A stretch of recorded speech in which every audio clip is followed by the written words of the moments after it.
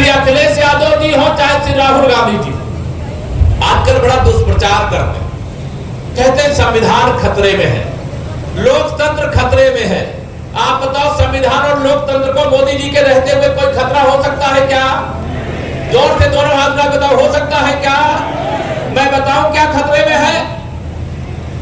ना तो संविधान को खतरा है, ना लोकतंत्र को खतरा है, ना गरीबों को खतरा है, ना पूरे हिंदुस्तान को खतरा है। अगर खतरा है तो नेताजी मुलायम सिंह यादव जी के बेटे श्री अखिलेश यादव जी और स्वर्गीय राजीव गांधी जी जो देश के प्रधानमंत्री थे, उनके बेटवा राहुल गांधी के राजनीतिक भविष्य को खतरा पैदा हो गया है।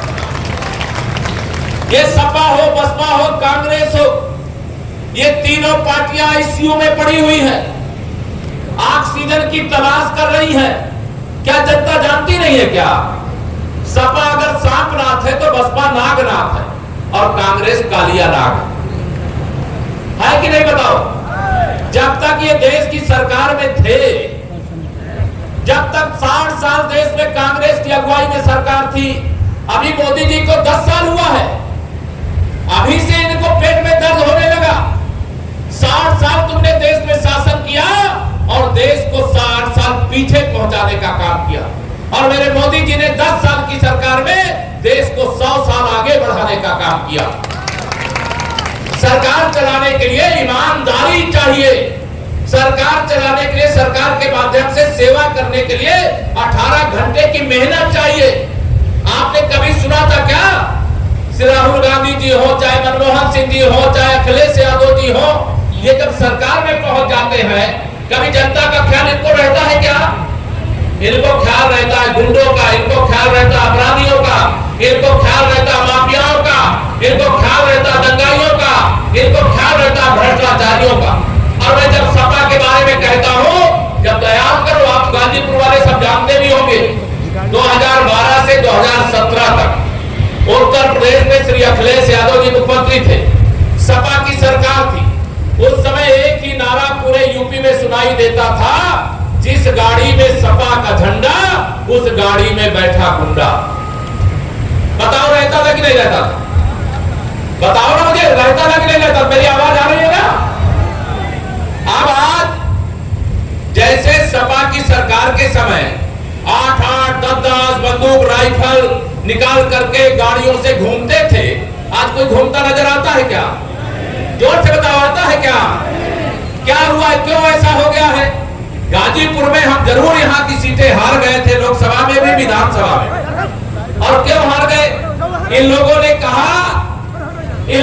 कहा कि 2022 में तो दुष्प्रचार किया, अखिलेश यादव जी कहे 400 विधायक जिता करके सरकार बनाने जा रहे हैं, लेकिन जब वहां वोटों की गिनती हुई तो शतक बनाने के लिए इनको लाले पड़ गए और 275 सीटों के साथ भारतीय जनता पार्टी की सरकार फिर से बन गई। 2019 में सपा बसपा का जब गठबंधन हुआ, यह सही है कि गाजीपुर लोकसभा हार गए, लेकिन आप बताओ 2019 में गाजीपुर की सीट हारने के बाद गाजीपुर का विकास रुका कि नहीं रुका? जोर से बताओ, रुका कि नहीं रुका? आप सबको मैं आह्वान करना चाहता हूं, निवेदन करना चाहता हूं, अनेक प्रकार के दुष्प्रचार करने का काम ये विरोधी करते हैं, ये विकास नहीं कर सकते। इनका नारा है 100 रुपया में से 85 रुपया हमारा है। मैं गाजीपुर आया था जब प्रदेश अध्यक्ष था, कोई सड़क का पैसा मनोज सिन्हा जी के कार्यकाल में आया है, पूरे आजादी के बाद से लेकर के अब तक नहीं आया होगा। इस बात को आप सब जानते हैं। मैं आप सब लोगों से ये कहना चाहता हूं, हम विकास किए और विकास करेंगे, हम गुंडागर्दी नहीं चलने देंगे, भ्रष्टाचार नहीं होने देंगे। तीसरी बार मोदी सरकार इसलिए बनाना है कि मोदी जी एक गरीब मां बाप के बेटे हैं। देश में 80 करोड़ लोगों को प्रधानमंत्री गरीब कल्याण अन्न योजना का राशन वितरण 3 साल से हो रहा है, और मोदी जी ने कहा है 4 जून को तीसरी बार मोदी सरकार बनने के बाद ये 5 साल तक किसी प्रकार से राशन वितरण होता रहेगा। मोदी जी ने कहा है हमने प्रधानमंत्री आवास देश में 4 करोड़ गरीबों के बनाए, हमने गाजीपुर में भी लगभग लेकिन अभी भी बहुत बड़ी संख्या में लोग बचे हुए हैं, क्योंकि सपा बसपा कांग्रेस की जब सरकार होती थी तो ये घोटाला करते थे। जो गरीब आदमी था उसका नाम अमीर वाली सूची में डलवा दिया, और जो अमीर था उसको गरीब वाली सूची में डलवा दिया। अभी भी मेरे बहुत बड़ी संख्या में गरीब ऐसे हैं जिनको प्रधानमंत्री आवास की आवश्यकता है। बताओ है कि नहीं है? मैं आपको कहना चाहता हूं, मोदी जी ने कहा है 4 जून के बाद 3 करोड़ गरीबों को प्रधानमंत्री आवास और भी देने का काम करूंगा। अब इससे परेशान है ये राहुल गांधी जी और अखिलेश यादव जी कि अगर मोदी जी किसी को कच्चे घरे में नहीं रहने देंगे, किसी को भूखे ही नहीं रहने देंगे, कोई बीमार हो जाएगा तो इलाज कराने के लिए उनको आयुष्मान कार्ड दे देंगे, और पहले अमीर आदमी के घर में तो हैंडपंप लगा है, लेकिन गरीब बनने के बाद किसी का नुकसान कर सकते हैं क्या?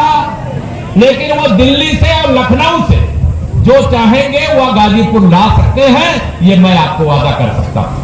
इससे अगर आप सब सहमत हो तो यह विजय की माला मान करके मैं आदरणीय पारसनाथ राय जी को और प्रतीक रूप में माननीय मोदी जी के लिए पहनाना चाहता। पहना दो, दोनों हाथ उठा के आशीर्वाद दीजिए सब लोग। बहुत बहुत धन्यवाद। अब आपकी जिम्मेदारी बढ़ गई, आप देखिए आपकी जिम्मेदारी बढ़ गई। और तमाम आरोप लगाए हैं सर, क्या चीज ट्वीट किए हैं अखिलेश यादव जी कि जहां दिखे भाजपाई वहां बिछाए चारपाई, और तमाम आरोप लगाए किसान मुद्दा, सामाजिक न्याय। अखिलेश भाई उनको हार के चौका की याद दिलाई, 4 बार हार चुके, अभी उनको समझ में नहीं आया। 5वीं हार के बाद उनका दिमाग जनता अपने आप ठीक करने जा रही है। 4 जून को समाजवादी पार्टी समाजवादी पार्टी बनेगी। अखिलेश यादव ने कहा कि 4 दिन के बाद सरकार ही नहीं बल्कि मीडिया को भी बदलने का काम किया जाएगा। वो मीडिया को तो रोज गाली देते हैं अखिलेश यादव जी, राहुल गांधी जी, लेकिन हम मीडिया निष्पक्षता से जो अपना समाचार दिखाती है उसका सराहना करते हैं, और आप निष्पक्ष होकर के निर्भीक होकर के अपनी जो रिपोर्टिंग है उसको करिए। कोई पत्रकारों की ओर अगर आंख उठाएगा तो उसके खिलाफ कार्रवाई। सर 400 पार के नारे को लेकर अखिलेश यादव कहते हैं कि जो बचा है वो बीजेपी का। देखिए श्री अखिलेश यादव जी के 2014, 17, 19, 22 के बयान देखिए, उनके बयान झूठ का पुलिंदा है, और अखिलेश यादव जी और राहुल गांधी जी झूठ बोलने की ऑटोमेटिक मशीन है, फर्जी बयानबाजी करते हैं। उनके बयान को जनता एक्सेप्ट ही नहीं करती, गुंडे एक्सेप्ट करते हैं, अपराधी एक्सेप्ट करते हैं, माफिया हैं, भ्रष्टाचारी हैं, और हम इनके खिलाफ हैं। हमें इनका न किसी गुंडे का वोट चाहिए, न किसी माफिया का चाहिए, न किसी दंगाई का चाहिए, न किसी भ्रष्टाचारी का चाहिए। हमें गरीब का वोट चाहिए, किसान का वोट चाहिए, नौजवान का वोट चाहिए, माताओं बहनों का आशीर्वाद चाहिए, बड़े बुजुर्गों का आशीर्वाद। गाजीपुर में अखिलेश यादव आए थे सर, और क्या गाजीपुर में अखिलेश यादव आए थे और फातिहा भी पढ़ने पहुंचे थे, तो क्या लगता है इस बार का समीकरण गाजीपुर का क्या रहेगा सर? अमित शाह का आज रोड शो भी है। समीकरण कमल का फूल खिलने जा रहा है। 2022 में उनके साथ यहाँ से ओम प्रकाश राजभर जी भी थे, और उसके बाद वह 100 का आंकड़ा प्राप्त करने में हांफने लगे थे। भारतीय जनता पार्टी 2022 में भी 275 सीटें जीत करके सरकार बनाई है, और 2024 में भी हम 400 पार करके मोदी सरकार बनाने जा रहे हैं। समाजवादी पार्टी के 2 कद्दावर नेता बीजेपी ज्वाइन करने चाहिए। बहुत सारे अभी भगदड़ मची हुई है सपा बसपा कांग्रेस में। भगदड़ क्यों मचती है? उनको मालूम है सपा सफा होने वाली, बसपा बिल्कुल सफा होने वाली, कांग्रेस भारत होने वाला है। आज अमित शाह का रोड शो भी है सर। चलो बहुत स्वागत है।